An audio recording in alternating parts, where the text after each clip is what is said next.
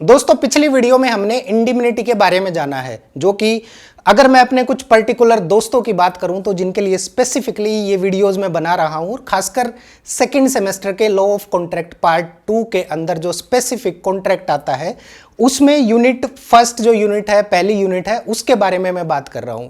Unit 1 में indemnity और guarantee के बारे में बताया गया है। इंडिमिनिटी के बारे में मैंने अपनी पिछली वीडियो में बता दिया है, नहीं देखा है तो मैंने लिंक डाल दिया है डिस्क्रिप्शन में, और ऊपर कहीं स्क्रीन पर आई बटन में भी लिंक आपको आ रहा होगा, वहां पे भी आप क्लिक करके डायरेक्ट जा सकते हैं। आज की इस वीडियो में हम बात करेंगे कंसेप्ट ऑफ गारंटी, इसकी डेफिनेशन, नेचर एंड स्कोप और कंटिन्यू गारंटी के बारे में, और इसके एसेंशियल एलिमेंट्स के बारे में। Nature and extent of surety's liabilities, rights of surety, position of surety in the eye of law और डिस्चार्ज ऑफ श्योरिटीज लाइबिलिटीज के बारे में हम अगली वीडियो में बात करेंगे, क्योंकि ये वीडियो बहुत लंबी हो जाएगी। सबसे पहले बात कर लेते हैं कंसेप्ट ऑफ गारंटी के बारे में। दोस्तों कॉन्ट्रैक्ट एक्ट में गारंटी शब्द की हिंदी होती है प्रत्याभूति। प्रत्याभूति या गारंटी हमारे आसपास का आम बोलचाल की भाषा का शब्द है, शायद दिन में कई बार रिपीट करते होंगे हम लोग।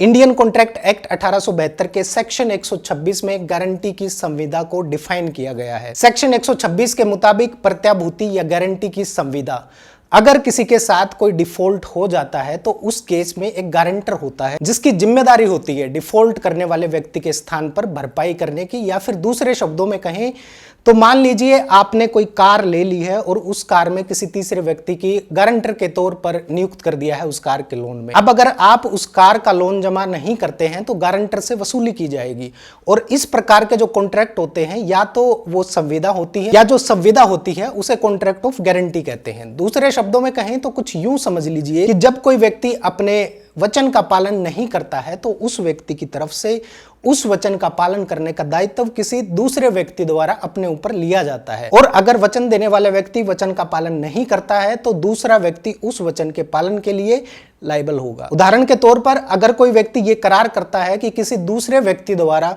संदाय करने या भुगतान नहीं किए जाने पर वो खुद उसका संदाय या भुगतान करेगा। ध्यान रखिए, भुगतान के लिए संदाय शब्द यूज हो रहा है। ये एक प्रत्याभूति की संविदा यानी कॉन्ट्रैक्ट ऑफ गारंटी है। बैंक के लोन से रिलेटेड तकरीबन काम प्रत्याभूति की संविदा के आधार पर ही चलते हैं। प्रत्याभूति की संविदा को डिफाइन करते हुए इंडियन कॉन्ट्रैक्ट एक्ट 1872 का सेक्शन 126 कॉन्ट्रैक्ट ऑफ गारंटी के पक्षकारों के बारे में भी प्रावधान करता है, और बताता है कि इस प्रकार की संविदा में मेनली 3 प्रकार के पक्षकार या पार्टीज होती हैं। ध्यान से समझिएगा। पहला पक्ष है प्रतिभू, जिसे इंग्लिश में श्योरिटी कहा जाता है, और ये वो व्यक्ति होता है जो प्रत्याभूति देता है यानी गारंटी देता है, यानी जो व्यक्ति प्रत्याभूति या गारंटी देता है वही प्रतिभू या श्योरिटी कहलाता है। दूसरा पक्ष होता है मूल ऋणी यानी प्रिंसिपल डेटर, और ये वो व्यक्ति होता है जिसके किसी भी डिफॉल्ट के लिए गारंटी दी जाती है यानी जो लोन लेता है। और तीसरी पार्टी होती है लेनदार यानी प्रिंसिपल क्रेडिटर, और ये वो व्यक्ति होता है जिसको प्रत्याभूति दी जाती है यानी लोन देने वाला यानी बैंक।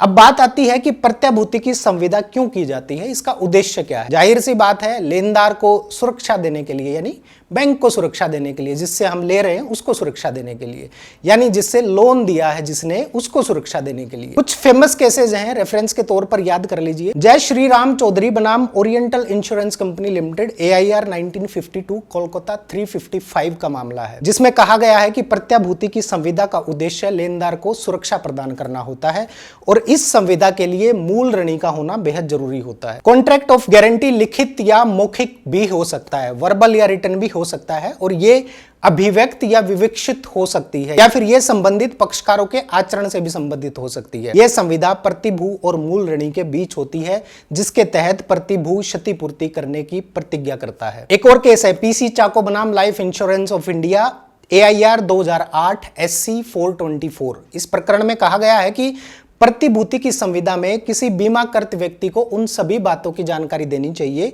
और अगर वो जानबूझकर प्रश्नों का गलत उत्तर देता है या गलत जानकारी देता है, जानकारी छुपाता है, तो ऐसी संविदा को निराकृत किया जा सकता है। नगीना कंस्ट्रक्शन प्राइवेट लिमिटेड बनाम international airport authority of India AIR 1992 Delhi 243। इस प्रकरण में कहा गया है कि जहां संविदा के अंतर्गत अग्रिम भुगतान किया जा चुका है बैंक गारंटी के तौर पर, ताकि किसी भी विपरीत परिस्थिति में पीड़ित पक्षकार को क्षतिपूर्ति दी जा सके, तो ऐसी स्थिति में वो न्यायोचित होगा। ऐसी स्थिति में बैंक उसको बिना पूछे रिलीज कर देगा। दोस्तों, अभी तक हमने ये समझा कि सेक्शन 126 के तहत संविदा में 3 पक्षकार होते हैं और प्रत्याभूति की संविदा का उद्देश्य लेनदार को सुरक्षा प्रदान करना होता है। यानी प्रतिभूति लेनदार को वचन देता है कि अगर मूल ऋणी अपनी प्रतिज्ञा के पालन के दायित्व का निर्वहन करने में व्यतिक्रम यानी डिफॉल्ट करता है, तो ऐसी स्थिति में वो स्वयं संविदा का पूर्ण पालन करेगा और उसके दिए गए वचन को पूरा करेगा। इसलिए अगर लेनदार के साथ मूल ऋणी कोई चूक करता है तो इससे होने वाली हानि की संभावना से लेनदार को सुरक्षा मिलती है। इस सेक्शन में कुछ एसेंशियल एलिमेंट बताए गए हैं, जैसे सबसे पहले एक संविदा मूल ऋणी और लेनदार के बीच होती है, उसके बाद प्रतिभू और लेनदार के बीच होती है, उसके बाद तीसरी जो संविदा होती है वो प्रतिभू और मूल ऋणी के बीच होती है। जो व्यक्ति प्रत्याभूति यानी गारंटी देता है वो प्रतिभू होता है और जिस व्यक्ति के व्यतिक्रम या डिफॉल्ट के संबंध में प्रत्याभूति गारंटी दी जाती है वो मूल ऋणी होता है। जिस व्यक्ति को गारंटी या प्रत्याभूति दी जाती है वो लेनदार होता है और प्रत्याभूति की संविदा का उद्देश्य लेनदार को सुरक्षा प्रदान करना है, जिसके तहत प्रत्याभूति की संविदा में प्रतिभू ये प्रतिज्ञा करता है कि अगर मूल ऋणी अपनी प्रतिज्ञा के पालन के दायित्व का निर्वहन करने में चूक करता है तो ऐसी स्थिति में वो उसकी प्रतिज्ञा का पालन करेगा। अब आती है चिरगामी प्रत्याभूति यानी कंटिन्यूइंग गारंटी। एक बात ध्यान रखिए कि कोई प्रत्याभूति या तो साधारण हो सकती है या फिर वो चलत हो सकती है, कंटिन्यू हो सकती है। साधारण गारंटी में गारंटर केवल एक पर्टिकुलर ट्रांजैक्शन के लिए लायबल होता है, जबकि कंटिन्यूइंग गारंटी में कई सारी ट्रांजैक्शंस या एक सीरीज ऑफ ट्रांजैक्शन के लिए लायबल होता है। कंटिन्यूइंग गारंटी की डेफिनेशन इंडियन कॉन्ट्रैक्ट एक्ट के सेक्शन 129 में दी गई है, जिसमें कहा गया है कि जो गारंटी सीरीज ऑफ ट्रांजैक्शंस के लिए दी जाती है और अपने आप एक्सटेंड होती रहती है, चिरगामी प्रत्याभूति या कंटिन्यूइंग गारंटी कहलाती है। उदाहरण के तौर पर कई दिनों तक किराया वसूल करके उसका भुगतान करने की प्रत्याभूति एक चलत प्रत्याभूति होती है, कंटिन्यूइंग गारंटी होती है कि भाई 12 महीने के लिए तुम्हें लगातार इसका किराया वसूल करके कंपनी में जमा कराना है, तो ये कंटिन्यूइंग गारंटी है। एक बात ध्यान रखिए कि किसी भी व्यक्ति द्वारा अपने कर्तव्यों का निष्ठापूर्ण निर्वहन करने की प्रत्याभूति चलत प्रत्याभूति नहीं होती है, बल्कि ये एक नियुक्ति की प्रत्याभूति होती है, यानी गारंटी ऑफ अपॉइंटमेंट होती है। ठीक इसी प्रकार एक निश्चित समय के भीतर किश्तों में धन की अदायगी करने के लिए जो प्रत्याभूति होती है वो भी चलत या कंटिन्यूइंग प्रत्याभूति गारंटी नहीं होती। ठीक इसी प्रकार एक निश्चित समय के भीतर किश्तों में धन की अदायगी करने के लिए जो प्रत्याभूति होती है वो भी चलत प्रत्याभूति ना होकर केवल ऋण की प्रत्याभूति या लोन गारंटी होती है। तो दोस्तों, ये थी कॉन्ट्रैक्ट ऑफ गारंटी को लेकर वो सारी बातें जिनको अगर आप जान लेंगे या समझ लेंगे तो आपके पास लिखने के लिए बहुत सारा मटेरियल होगा। मैंने कोशिश की है इस पूरे टॉपिक को बिल्कुल आसान भाषा में समझाने की। फिर भी अगर कुछ नहीं समझ आया है तो आप लोग कमेंट करके पूछ सकते हैं। नमस्कार।